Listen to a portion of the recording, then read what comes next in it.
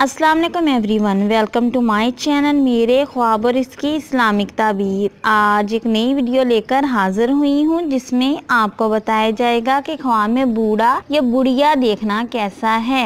चलिए शुरू करते हैं आज की वीडियो। ख्वाब में किसी बुजुर्ग को देखना या किसी बूढ़े या बुढ़िया को देखना। बकौल हजरत इब्ने सीरीन रहमतुल्लाह अलैहिस्सलाम ने फरमाया, ख्वाब में बुढ़िया औरत दुनिया और बूढ़ा और मर्द मुसलमान है। अगर बूढ़े मर्द को अच्छे कपड़े पहने हुए देखा है तो दलील है कि माल हलाल हासिल करेगा। और अगर साहिब ख्वाब ने देखा है कि किसी बूढ़े इंसान को उसने ख्वाब में देखा है गंदे या मैले कपड़े पहने हुए, तो ये नुकसान होने या दीनी कमजोरी होने की अलामत समझा जाता है। बाजुकात माले हराम मिलने पे भी दलालत करता है। और बूढ़ी खूबसूरत औरत और अच्छे लिबास वाली औरत की ताबीर ये जहान और वो जहान है। ख्वाब में किसी बूढ़ी औरत से शादी करना माल और दौलत बेहिसाब पाने की अलामत समझा जाता है। और अगर साहिब ख्वाब देखे कि इसने किसी बूढ़ी औरत को घर से निकाला है या तलाक दी है तो दलील है कि दुनिया के मुकाबले में